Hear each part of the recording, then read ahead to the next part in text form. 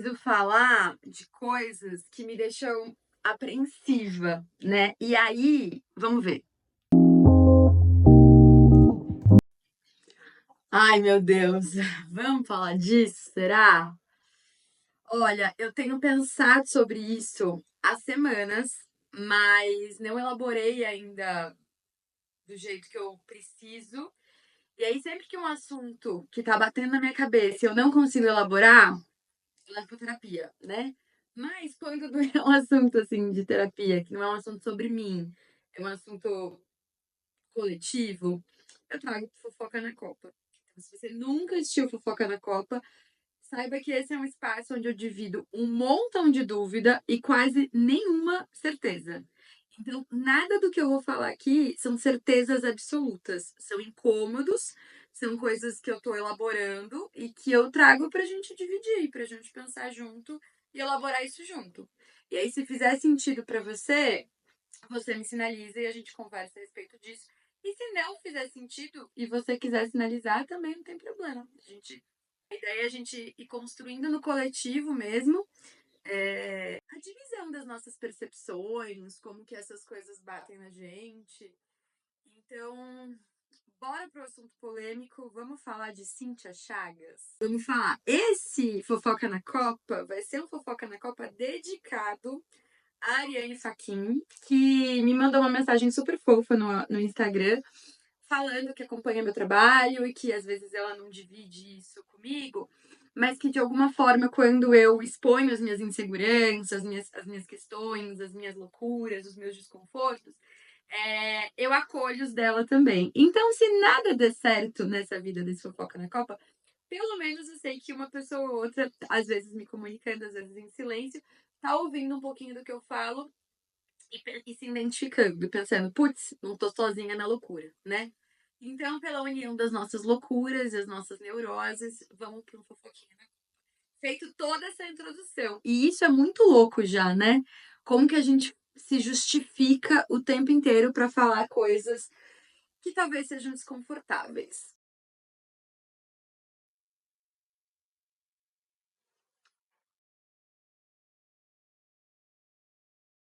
Eu fui procurar o livro que eu quero indicar no dia de hoje, aí tava no outro quarto, aí acabou a bateria do celular, perdi o fio da que eu tinha falado. Mas vamos conversar. Vamos começar, vamos conversar. Na semana passada, retrasada, nas últimas semanas, vazou, né, a notícia de que a influencer Cíntia Chagas teria sido vítima teria sido vítima de violência doméstica. Vazaram os prints das conversas. Eu não sei se ela falou, se eu vi no jornal, enfim, mas que tem uma medida protetiva agora defendendo ela. E aí, pra quem nunca ouviu falar da Cíntia Chagas, quem não sabe do que eu tô falando, é mais uma dessa galera aí da direita, dessas mulheres família, bela recatada do lar. E essa mulher, em especial, ela me causa um alerta, assim, porque além de todas as coisas malucas que essas pessoas da direita costumam falar, dessas mulheres de família acima de tudo, de, enfim, né, bela recatada, ela falou categoricamente que a mulher deveria ser submissa ao homem, de que você deveria esperar com a mesa de jantar posta para esperar seu marido. Não sei exatamente qual foi o que ela falou, mas ela já falou isso algumas vezes. É esse discurso que a gente já tá cansado, que a gente sabe qual é, que a gente sabe quem se favorece, quem se prejudica com ele, etc, etc. E aí, no ano passado, se não me engano, teve a conferência da OAB e ela era uma das convidadas a palestrar. Teve um repúdio, né? O pessoal deu uma protestada, chamaram a polícia, enfim. Tudo isso aconteceu. Só para contextualizar de quem que a gente vai falar hoje, tá? E se você quiser saber mais sobre ela, é só você dar um Google também, que certamente você vai achar informações muito mais precisas e menos enviesadas, porque tudo que eu vou falar aqui é enviesado, porque a gente já teve essa conversa em muitas vezes, em muitos outros momentos. Não existe discurso livre de manipulação, toda pessoa fala a partir de um lugar, e esse lugar, né, tem ideologia, tem um montão de coisas atravessadas, e a minha fala também, por óbvio. Perfeito. Dito tudo isso, vazaram as notícias de que ela é vítima de violência doméstica. E aí, como sempre na internet, né, a gente tem as visões maniqueístas das coisas, de bom, mal, certo, errado, de que lado e tudo mais. E aí as pessoas estão muito prontas a se posicionarem sempre. E me causou certa estranheza todos esses alguns posicionamentos e causou estranheza porque eu não sabia exatamente o que eu queria falar a respeito. E aí vamos elaborar isso juntas. Tem um Fofoca na Copa aqui, de 2 anos atrás, quando teve a separação da Lara Nesteruk, que também foi vítima de violência doméstica, né? Vítima de violência, se eu não me engano, patrimonial, psicológica, não sei se alguma outra, mas essas são as que eu lembro. E na época eu me posicionei até com a tal da sororidade, né? Dizendo, poxa, a Lara Nesteruk é uma vítima, e aí a gente tem que dar o apoio, e etc, etc. E aí, 2 anos se passaram e eu tenho um posicionamento mais polêmico. Por quê? Porque a gente vai pensando sobre as coisas que vão acontecendo, vou lendo, vou estudando, vou me questionando. E aí, o que eu penso, gente, é que cada ano que passa, eu tenho muito mais dúvida e muito menos certeza. Eu não sei se eu deveria ir estudando, e na medida que eu vou estudando, eu deveria, sei lá, ter mais certeza das coisas, mas não é isso que acontece. No geral, eu vou estudando e vou tendo mais dúvida, e mais dúvida, e mais dúvida. E aí, enfim, rolando tudo isso, fiquei com essas dúvidas. Qual que é a minha questão agora? A minha questão agora vai ser a tal da sororidade, tá? Por quê? Vamos lá. Nem toda mulher é nossa aliada. E eu sei que isso é chocante, né? Porque a gente fala assim: ah, o feminismo é para todas, os direitos conquistados pela luta feminista também estão te favorecendo. Verdade, concordo 100% e tem que ser assim.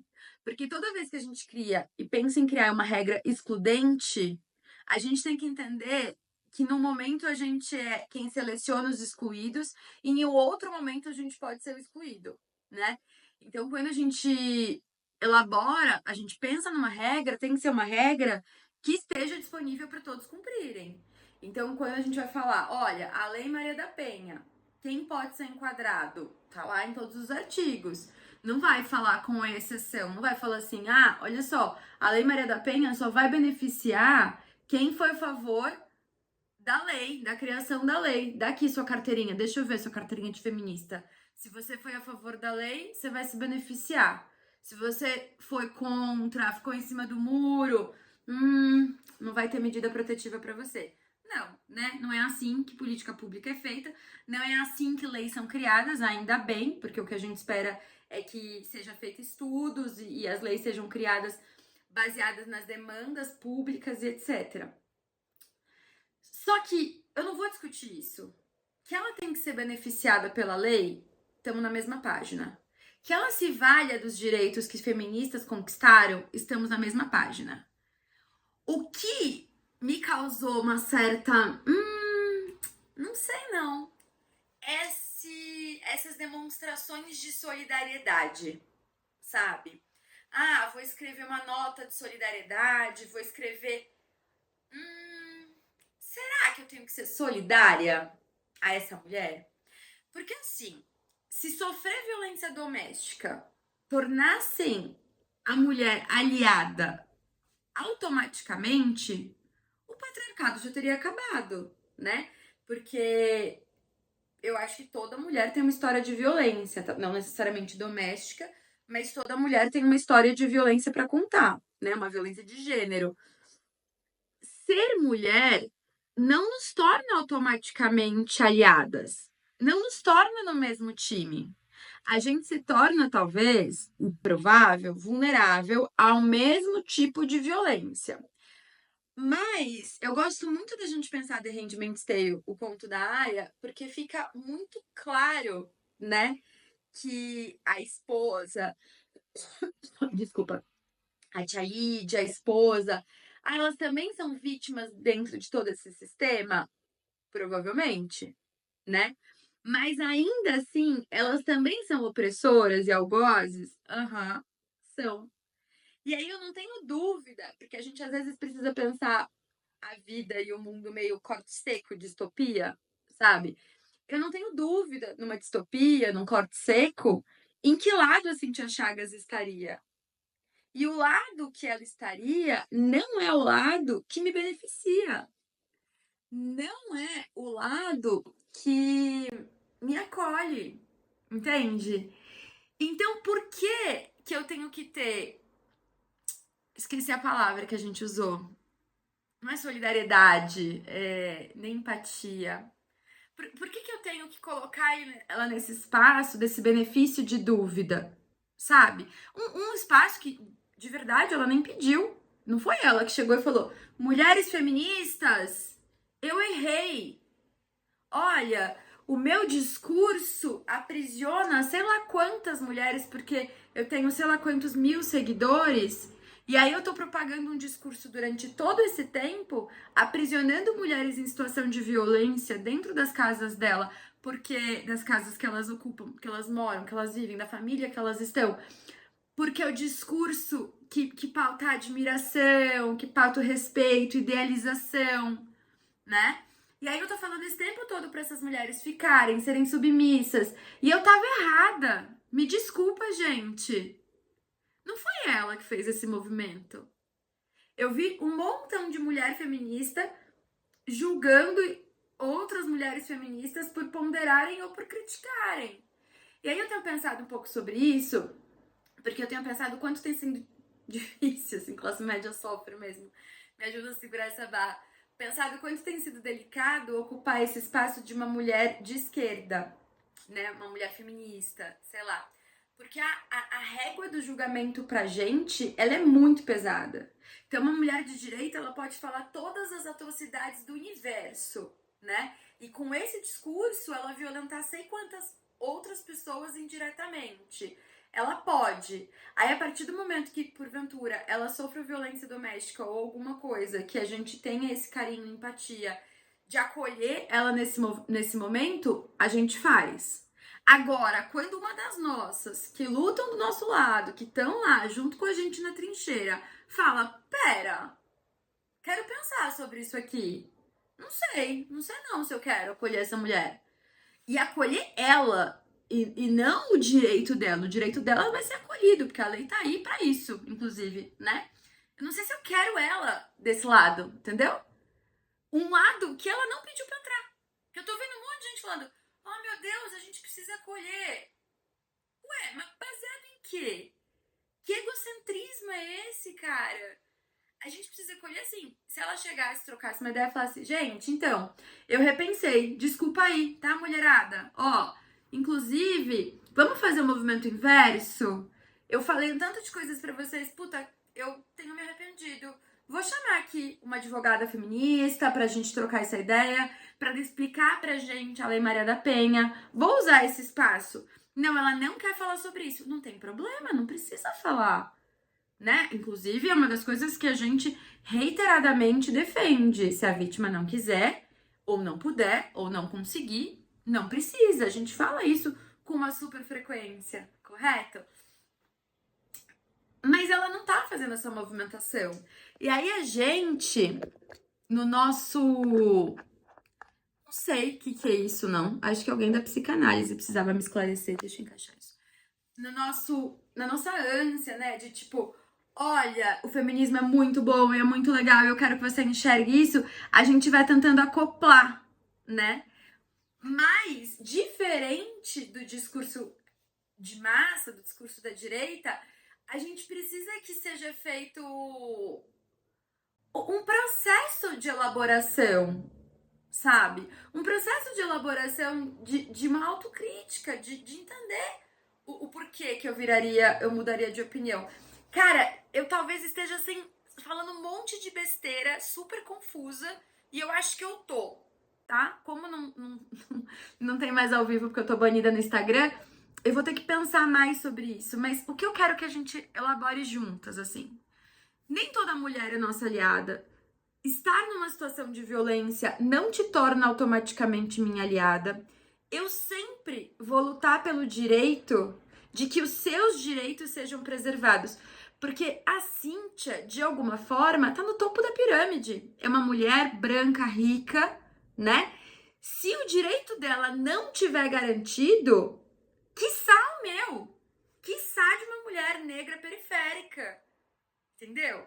Porque assim, se a gente vai imaginar assim, os direitos, né? A gente vai pensar assim, existe o homem branco, o heterossexual, cis, blá, blá, blá, blá.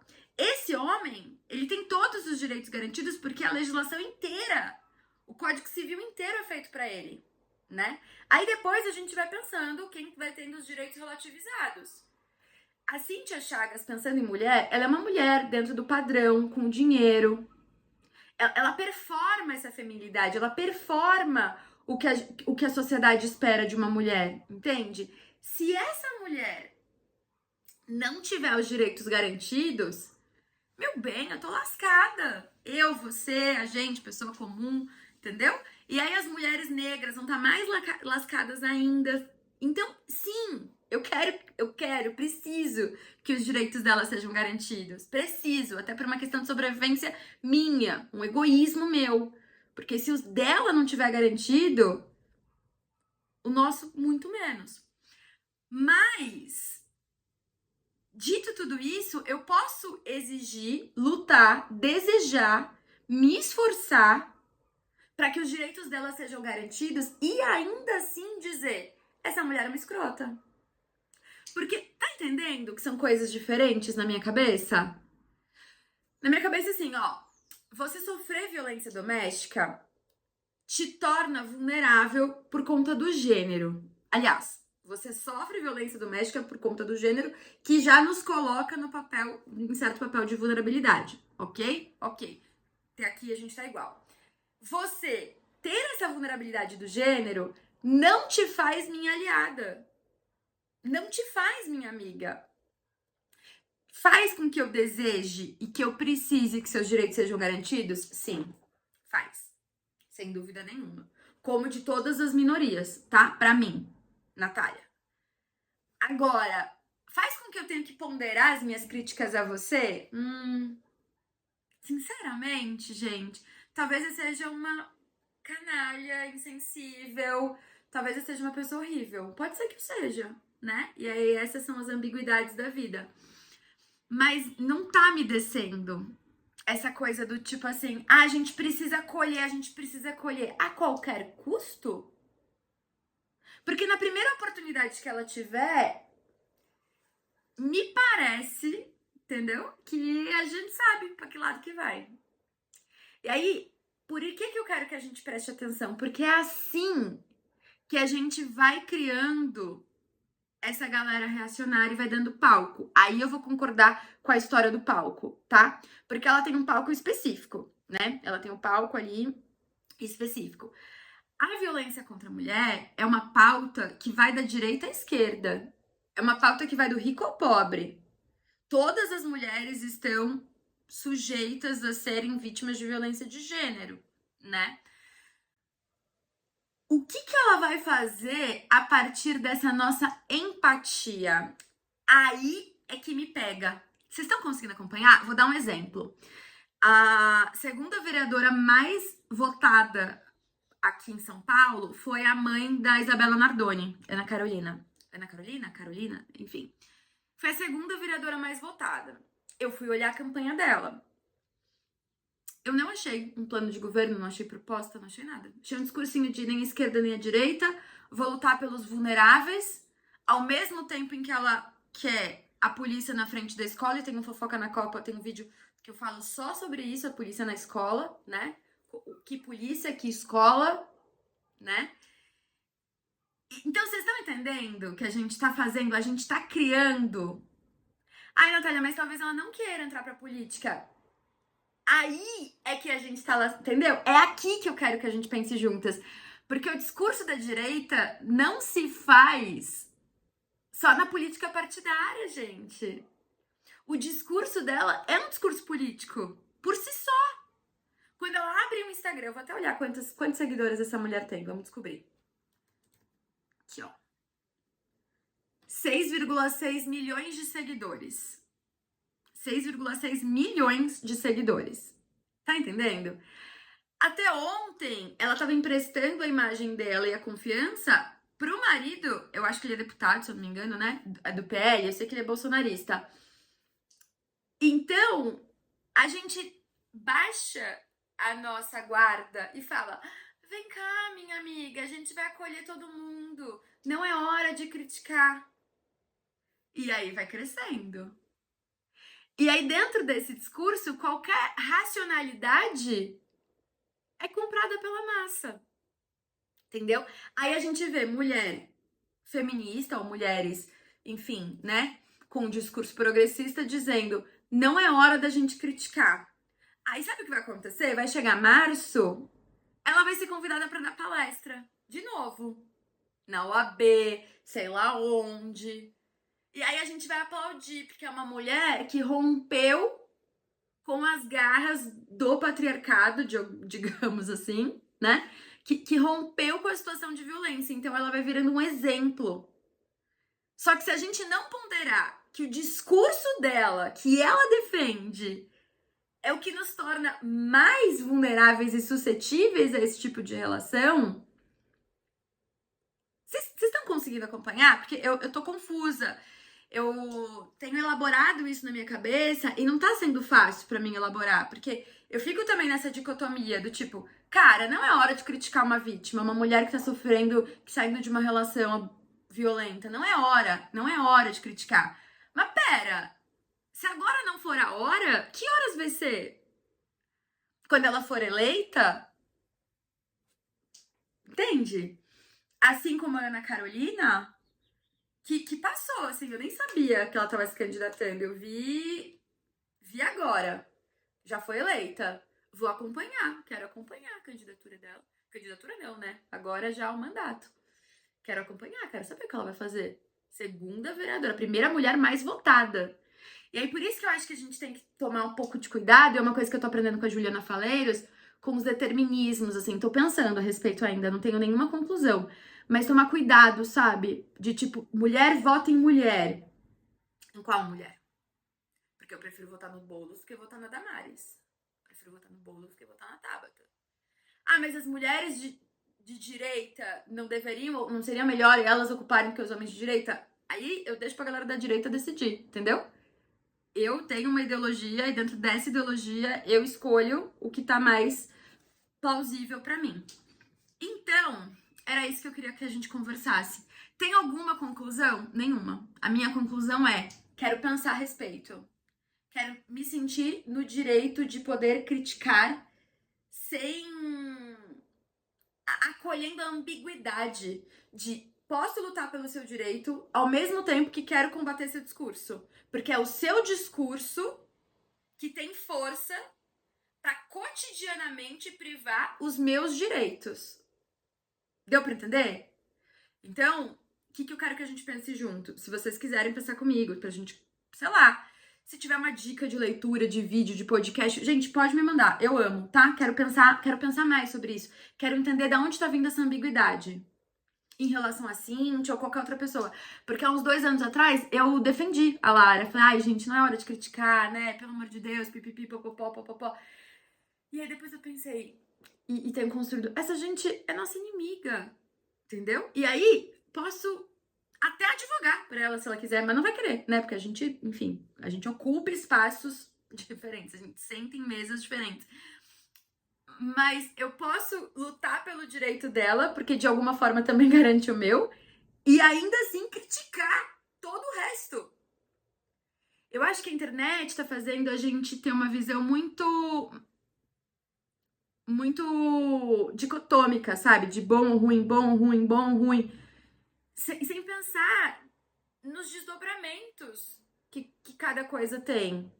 E aí a gente fica nessa idealização, dessa projeção do que a gente faz em relação às pessoas e falou, eu acho curioso quando as pessoas falam assim, não concordo com o que você falou. Tá tudo certo, né? Porque nem eu concordo com tudo que eu penso. Tem hora que eu falo, não, pera, tô aqui. E talvez eu elabore isso a partir dessas discussões que a gente vai ter daqui e mude. E aí talvez eu faça outro fofoca na Copa. É que isso é uma coisa que eu tenho que pensar. eu vou fazendo muito mais sobre as minhas dúvidas. Aí depois que eu termino de elaborar, eu deixo isso pra lá. Não falo mais com vocês a respeito.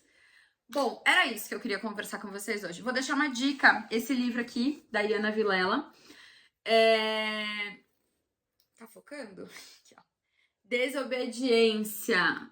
Ou que no futuro chamaremos de lucidez. Eu li em 2 dias, li rapidinho. São várias crônicas, é um livrinho de crônica, o meu tá bem marcadinho. E o que eu achei interessante, assim, eu até postei um negócio agora no Instagram, eu vou ler aqui pra vocês, vou deixar o print. Ah, vocês viram que eu tô super editora agora, né? Vou deixar o print. Eu achei gostoso isso e bateu muito com o negócio que eu li hoje. Eu vou ler pra vocês, tá? Porque eu escrevi o ano passado no Facebook. Eu leio desde antes de saber ler. Decorava histórias e eu fingia que lia. Será que decorar história é um jeito de ler? Depois aprendi a ler e a escrever. Eu escrevo o que sinto desde que me conheço por gente. Só que o jeito de escrever certo me fez parar de querer escrever. Agora não pode escrever assim, sem sentido. Tem que escrever o modo acadêmico ou o modo jurídico, que por vezes tem um monte de sentido e nenhum sentir. Eu sempre escrevi, faltou leitor. Faltou um adulto olhar e validar, que não era mesmo comum uma criança de 10 anos ler O Exorcista. E aos 12 estava debatendo o Machado de Assis. Não era comum vir à madrugada debruçada na marca de uma lágrima ou passar todos os intervalos do colégio na biblioteca. Bastava um adulto para dizer, para o eu criança, que era realmente boa e minimizar tantas inseguranças deste meu adulto de agora. Eu leio porque quero. E eu escrevo porque preciso. Escrever é sentir com as mãos. O que eu não posso gritar, eu coloco no papel. Sem nenhuma regra gramatical. Sentir não combina com regra, não as minhas. Então, ler esse livro esse ano e ter esse texto de um ano atrás que me apareceu na memória do Facebook me lembrou que existem outras escritas possíveis. Se você gostou desse vídeo, me avisa, comenta, vamos falar sobre isso?